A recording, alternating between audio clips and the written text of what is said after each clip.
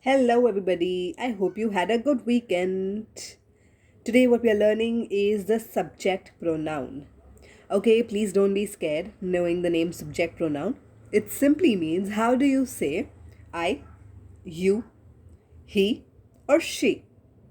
Okay, like for example, I've written these four words for you. Je. Je means I. You're talking about yourself, the first person.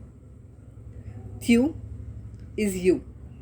You're talking about a second person, which is in front of you. You is used in informal settings, or you can use it with your family members and friends. Il. Il means he. You're talking about third person who may or may not be present here. Il. That's third person singular. And Elle. That's third person singular feminine, which is she. So je means I. Tu means you. Il means he. And Elle.